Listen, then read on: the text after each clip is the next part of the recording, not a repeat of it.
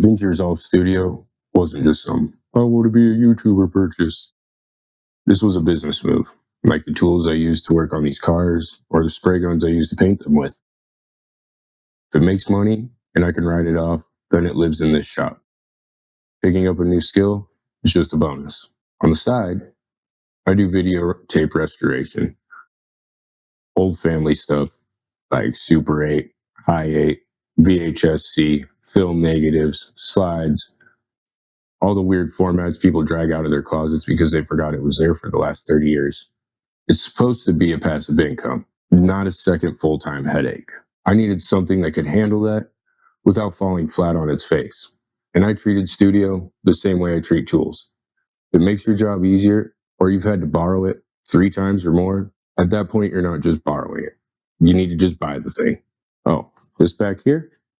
This is what I like to call the bad decision factory, because they're very easy to make back here. This is where you put money if you want it to work consistently and not just sit pretty at a show.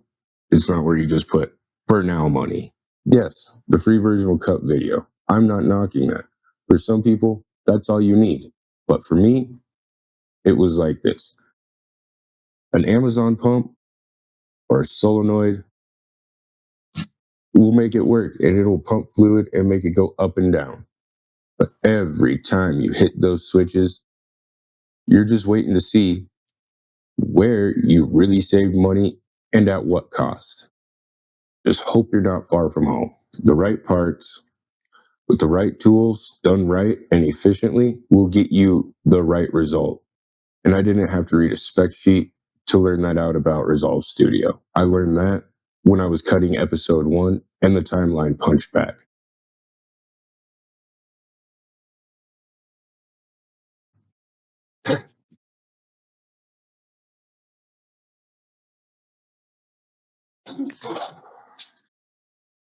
I wasn't dreaming about thumbnails and subscribers. All I was thinking about was people are handing me boxes of old home movies, film negatives, slides, film rolls, a whole lot of priceless family history. So I really need something that can take all of that seriously without turning into a full-time job. Resolve was supposed to be shop gear for a side hustle, passive income. In theory, you clean up the footage, you deliver it, and you move on to the next. But the YouTube channel part came somewhere after fighting timelines for 2 weeks and re-rendering my own home videos at least 3 times a piece. I figured this is the story right here. I can't be the only one that's had to learn DaVinci Resolve. There are plenty of filmmakers that run YouTube channels. I know they didn't just start good, and that's what I use to do all my studying, a lot of my studying anyway. I love DaVinci Resolve for noobs. It's one of my favorites. I get a lot of information from that. But nobody has a channel of them learning to become a professional film editor. So I figured, hey, what the heck? Let's see what happens when a guy that bangs metal and slangs paint for a living decides to learn DaVinci Resolve Studio. So if you're here for a polished professional tutorial, you're on the wrong channel, because I'm not a professional. And I don't know if this is really a tutorial. I just know that I'm not the only one that has gone through these struggles. I feel like there's a lot more of us out there. I mean, that was the idea anyway. Buy the right tool, use it for side work, let it slowly turn into some money. But ideas don't mean much until you put something on a timeline and actually have to finish it. Episode 1 was that test. Real footage, real noise, real mistakes, and a deadline I set for myself instead of a client. That's where Studio stopped being a logo and started to matter, especially once I put on headphones and started grading and cleaning the audio. I didn't really find out what I paid for until I started grading and mixing episode 1 with headphones on. On the timeline, it looked fine, but the second I put headphones on and actually hit play, all the little noises showed up. The air compressor leak, the buzz from this fluorescent ballast, all the junk that's been living in the shadows that I'd basically just been ignoring. So I leaned on the AI audio assistant. Every bit of audio from this episode and episode 1 has gone through it. Now, it doesn't magically turn your computer into some amazing studio engineer, but it absolutely helped dig me out of the hole that I recorded myself into. That exact kind of junk in the shadows is exactly what I hear on home movies and VHS transfers.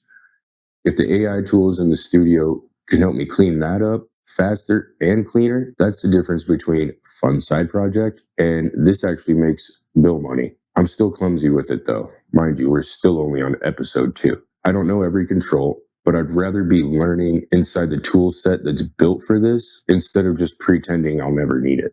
In that moment, Studio stopped being a feature list and turned into time back instantly. Free can get you started, but the AI cleanup tools I'm leaning on live behind the Studio paywall. If that noisy audio had been a paid restoration job instead of my own voice in a lowrider, I'd still want every bit of that assistance on the table, even if I'm only scratching the surface right now. Like I said, from a business standpoint, Resolve Studio wasn't just a software purchase. It was like shop equipment, like the sandblaster or the welder or the air compressor. You can absolutely build a lowrider, cheap Amazon, eBay, Alibaba parts. But like I said, every time you hit one of those switches, you're just waiting to see how much money you really saved and at what cost. How much is your time worth? Yeah, free Resolve is like that. It'll cut video. You can absolutely make good looking edits. But if this is supposed to pay you, the question isn't, can I make it work? It's, what does it cost me when it doesn't work? When I bought Studio, I wasn't thinking about a channel. I was thinking about a passive income. I was thinking about old home movies, VHS transfers, film negatives, and restoring them. If a project is on the timeline and I hit a limitation because I tried to save money, that's not being frugal. That's what I like to call stupid tax.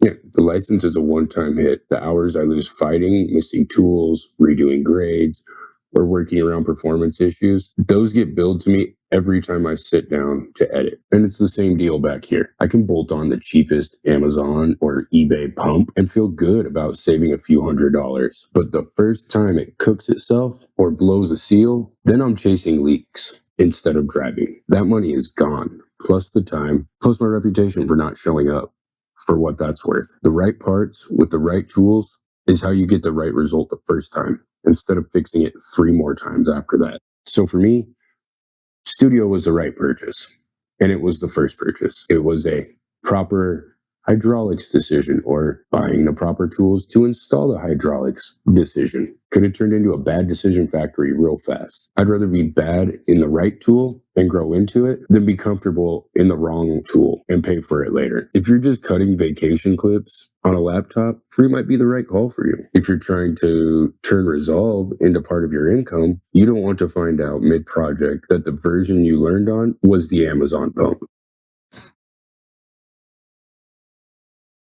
So here's where I landed on everything. Resolve Studio is not mandatory for everybody. If you're just cutting vacation footage on your laptop, then the free version will probably work just fine. But if you're trying to turn this into a passive income, or you're touching noisy footage like I am, then you don't want to learn on the wrong version. You don't want to be 3 projects in and have to relearn your entire workflow. For me, Studio is just the right parts, the right tools decision. I'd rather be bad in the right tool and grow into it than be comfortable in the wrong tool and have to relearn it and pay for it later. And that's just one decision. Next episode, we're going to dive into one of the decisions I did not nail right out the gate.